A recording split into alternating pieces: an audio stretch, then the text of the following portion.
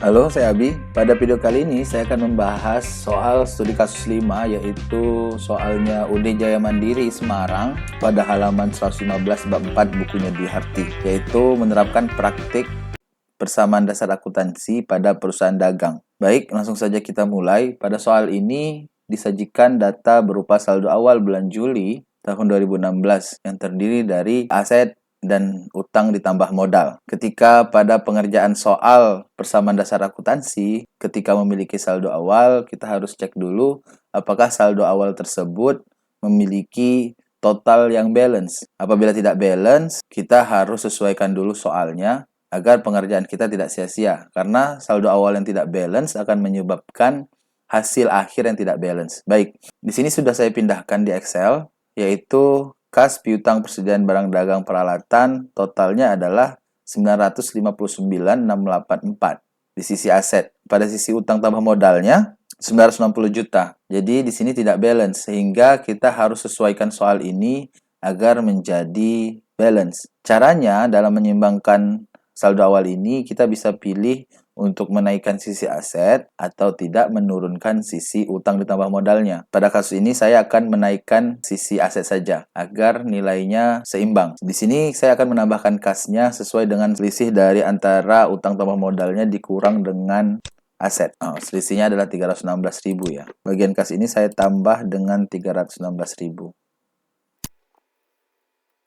Baik, kasnya menjadi 88 juta. Dan total aset sama dengan total dari utang ditambah modal.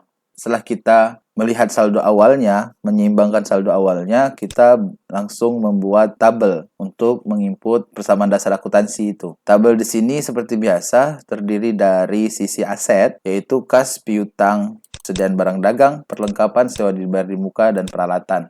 Kemudian ada sisi liabilitas ditambah ekuitas, utang ditambah modal handoko. Kemudian ada kolom di luar itu yaitu tanggal dan keterangan. Logika berpikir dari persamaan dasar akuntansi adalah melihat pengaruh terhadap sisi aset dan terhadap liabilitas ditambah ekuitas. Pengaruh itu berupa penambahan atau pengurangan. Karena konsep dari persamaan dasar akuntansi adalah kondisi yang seimbang antara aset sama dengan liabilitas ditambah ekuitas. Bahwa setiap transaksi keuangan bersifat menambahi atau mengurangi sisi aset sama dengan liabilitas ditambah ekuitas. Baik, kita langsung masuk ke dalam pengerjaan. Baris pertama yaitu di saat tanggal 1 yaitu saldo awal. Kita masukkan nilai kasnya, kemudian masukin nilai piutangnya, masukin nilai persediaan barang dagang, kemudian masukin nilai peralatan, kita masukkan nilai utang, kemudian modal handoko. Kita tulis ini saldo awal. Baik, kita masuk ke transaksi berikutnya yaitu tanggal 2. Tanggal 2 Juli menerima tagihan dari toko Aman Jaya dengan faktur 01 sebesar 12 juta. Pada transaksi ini yang bertambah adalah kasnya karena kita menerima tagihan. Yang berkurang adalah piutangnya. Kita langsung saja input tanggal 2. Ada penambahan terhadap kas karena kita menerima piutang dan piutang berkurang. Jadi bertukar dari aset berupa piutang berganti menjadi kas karena piutangnya kita terima. Baik, kemudian kita input bahwa ini adalah keterangannya adalah penerimaan piutang. Kemudian kita total ya. Kita masuk ke transaksi berikutnya yaitu tanggal 3 bulan Juli menjual barang dagang dengan syarat 2/10 N30 kepada toko Penny 24 juta, HPP-nya adalah 18 juta. Menjual dengan syarat ini artinya menjual secara kredit. Syarat di sini artinya 2/10 itu adalah mendapat diskon 2% apabila pembayarannya nanti 10 hari, dalam 10 hari. Batas pembayarannya adalah 30 hari. Dari transaksi ini yang pertama yang bertambah adalah nilai piutangnya karena jual kredit, kemudian penjualannya bertambah. Kemudian kita catat penambahan terhadap HPP-nya, beban penjualannya, dan pengurangan terhadap persediaan barang dagangnya. Logikanya adalah seperti ini. Ketika menjual barang tersebut kita beli seharga 18 juta. 18 juta ini adalah modal kita. Kemudian barang yang 18 juta itu kita jual 24 juta. Tentunya ada selisih keuntungan yang kita harapkan kan. Sehingga ketika kita membeli barang dengan harga 18 juta, tentu kita jual lebih tinggi dari 18 juta. Pada kasus ini adalah 24 juta. Jadi nilai persediaan kita itu sebelum kita jual itu adalah 18 juta. Baik, kita langsung saja input piutangnya bertambah, kemudian penjualan bertambah.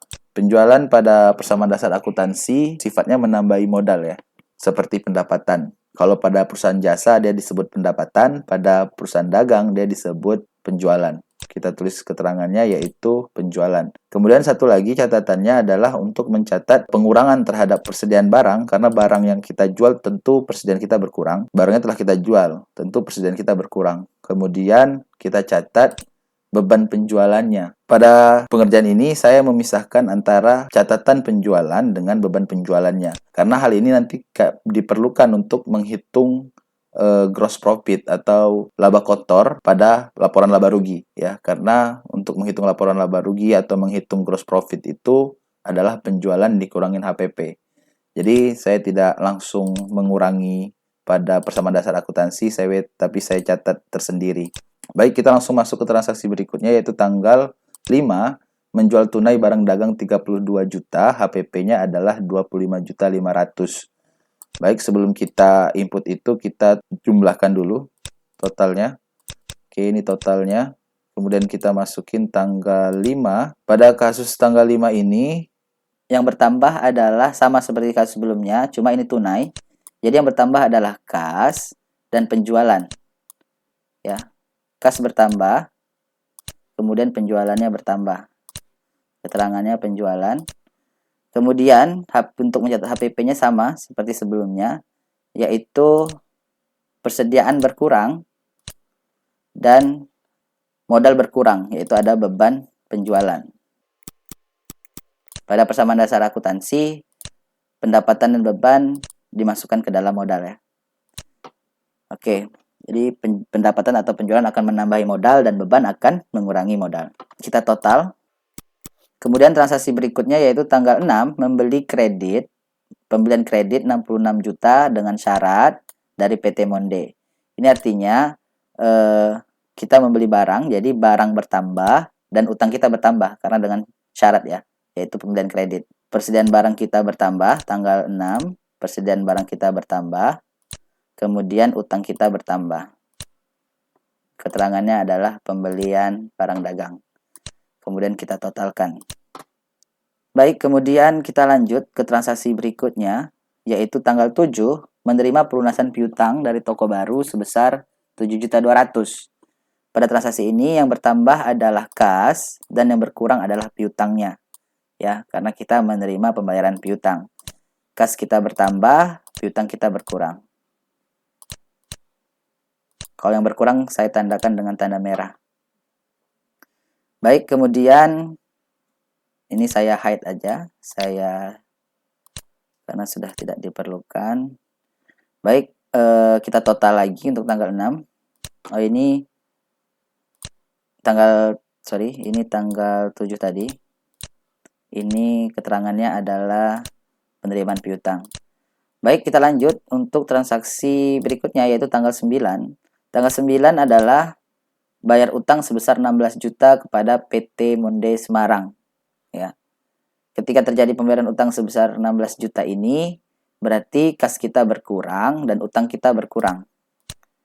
Kas berkurang, kemudian utang berkurang karena utangnya kita bayar ya. Kita bayarnya pakai kas, jadi kas dan utang berkurang. Keterangannya adalah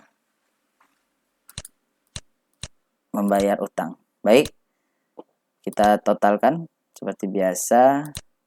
Kemudian kita masuk ke transaksi berikutnya yaitu tanggal 10. Tanggal 10 membeli secara kredit 152 juta. Ya. Membeli secara kredit ini berarti yang pertama ini pembeliannya pembelian barang dagang ya. Membeli barang dagang secara kredit 152 juta. Berarti yang bertambah adalah persen barang dagang di sisi aset dan utang bertambah di sisi liabilitas ditambah modal. Ya. Persediaan barang dagang bertambah, kemudian utang bertambah. Ya, jadi setiap ada transaksi keuangan itu pengaruhnya harus di dua sisi ini. Dan pengaruhnya itu harus dengan nilai yang sama ya. ketika aset berpengaruh 0, maka liabilitas ditambah ekuitas harus berpengaruh 0. Atau ketika aset naik 1, maka liabilitas ditambah ekuitas harus naik 1, atau sebaliknya. Ya. Keterangannya adalah pembelian barang dagang. Baik, kita total. Kemudian kita lanjutkan untuk transaksi berikutnya, yaitu tanggal 12. Tanggal 12 di sini adalah penambahan modal berupa kas 40 juta dari Handoko, sang pemilik ya. Ketika penambahan modal itu artinya kas bertambah dan modal bertambah. Kas bertambah, modal bertambah. Terus keterangannya kita buat tambahan modal. Kemudian kita total. Baik, kita lanjut transaksi berikutnya, yaitu tanggal 14. Tanggal 14 jual tunai 32.800.000, HPP-nya 26.500.000. Ketika jual tunai yang bertambah tadi adalah apa? Kas. Ya, kemudian penjualan bertambah. Untuk mencatat HPP-nya, persediaan barang berkurang dan beban penjualan dicatat di sisi modal berkurang terhadap modal ya. Baik, kita catat ini jual tunai berarti kas bertambah, penjualan bertambah, modal bertambah, yaitu berupa penjualan ya. Kemudian untuk mencatat HPP-nya atau beban penjualannya, persediaan barang berkurang dan modal berkurang, yaitu berupa beban penjualan. Ya. Kemudian kita total. Baik, kita lanjut transaksi berikutnya, itu tanggal 15. Tanggal 15 membeli peralatan 20 juta secara kredit. Membeli peralatan artinya peralatan bertambah, secara kredit artinya utang kita bertambah, peralatan bertambah, utang bertambah. Kemudian kita catat keterangannya, yaitu pembelian peralatan. Kita total. Selanjutnya kita buat transaksi tanggal 17. Tanggal 17 membayar sebagian utang sebesar 22 juta kepada PT Monde Semarang. Ya. Ketika membayar utang, berarti kas kita berkurang, utang kita berkurang. Ya. Kas berkurang, utang kita berkurang. Kita tulis pembayaran utang. Oke, ini kita total dulu. Oke, pada tanggal 17 ini sedikit disclaimer bahwa tadi pembeliannya ada secara kredit ada syaratnya ya. Seharusnya kalau dia langsung melunasi dia dapat diskon 2%. Tapi dalam kasus soal ini tidak ada keterangan yang lebih jelas, tidak ada informasi yang lebih lanjut apakah pembayaran 22 juta ini harus dikurangin dengan diskon atau tidak. Ya. Seharusnya dinyatakan di soal. Jadi kita anggap bahwa full 22 juta itu dibayar tanpa ada diskon pembayaran ya. Oke, kemudian kita lanjut untuk transaksi tanggal 19. Tanggal 19 membayar beban iklan sebesar 2 juta. Ketika membayar beban iklan dalam persamaan dasar akuntansi berarti kas berkurang, modal berkurang. Kas berkurang, modal berkurang. Kita total. Yang minusnya saya tandai merah. Oke. Kemudian kita lanjut untuk menginput transaksi tanggal 21. Tanggal 21 menjual barang dagang 12.200.000, HPP-nya adalah 8.250.000. Ya, berarti ini pertama menjual barang dagang tanpa ada keterangan, berarti ini tanpa ada syarat, berarti ini adalah penjualan tunai ya. Ketika penjualan tunai berarti kas bertambah dan penjualan bertambah. Penjualan yang kita catat di sisi modal ya, modal bertambah. Baik, kita lanjut transaksi berikutnya, yaitu tanggal 22 menjual kepada toko Sangkuriang dengan syarat 2/10 N30, HPP-nya 17.250. Artinya ketika menjual dengan syarat itu adalah menjual dengan kredit. Jadi ketika menjual dengan kredit berarti piutangnya bertambah. Piutang bertambah, kemudian modal bertambah, yaitu berupa penjualan ya. Baik, kemudian kita catat HPP-nya. HPP-nya berarti persediaan barang berkurang. Barangnya sudah kita jual, berarti barangnya berkurang. Kemudian modal berkurang, yaitu berupa beban ya. beban penjualan atau HPP. Baik, ini kita total.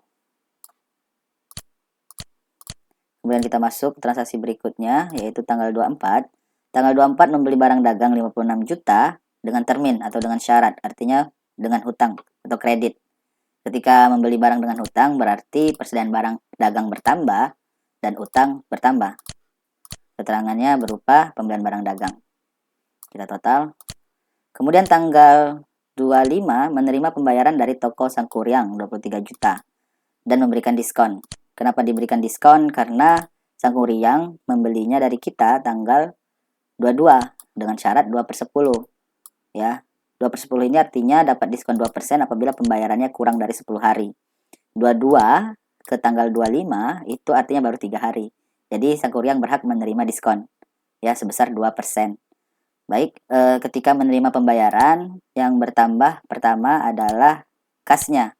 Tapi pada kasus ini, kas yang kita terima tidak full lagi 23 juta, tetapi 23 juta dikurangi dengan 2%. Jadi kita terima 22.540.000. Dan piutangnya berkurang 23 juta ya, karena piutangnya 23 juta. Kemudian kita nyatat adanya beban, yaitu beban diskon ya. Beban penjualan berupa diskon penjualan sebesar 460.000. Yaitu 2% dikali dengan 23 juta, yaitu berupa 460.000. Keterangannya adalah penerimaan piutang dengan diskon. Oke, kita total. Nanti kita lihat hasil akhirnya, apakah balance atau tidak. Ya. Baik, kita masuk ke tanggal 26, yaitu menjual barang dagang 24 juta secara tunai dengan HPP 17.500.000. Menjual barang dagang secara tunai berarti kita menerima kas, ya. Kemudian modal kita bertambah, yaitu berupa penjualan. Sekali lagi, penjualan atau pendapatan akan menambahi modal dan beban akan mengurangi modal dalam bersama dasar akuntansi ya. Kemudian kita catat HPP-nya. HPP-nya itu berarti persediaan barang dagang kita berkurang dan modal berkurang, yaitu berupa beban penjualan tadi ya. Oke, kemudian kita tandakan merah. Kemudian kita total. Kemudian transaksi berikutnya yaitu tanggal 27. Tanggal 27 membayar beban keamanan sebesar 400.000. Membayar beban artinya kas berkurang dan modal berkurang. Ya, kas berkurang, modal berkurang berupa beban tadi ya. Ini kita total dulu. Kemudian ini saya tandakan merah. Oke, kemudian kita masuk ke transaksi berikutnya. Tanggal 28. Membayar utang kepada Jaya Abadi. Membayar utang itu artinya kas berkurang dan utang berkurang. Tanggal 28. Kas berkurang dan utang berkurang. Keterangannya adalah membayar utang. Kita total lagi.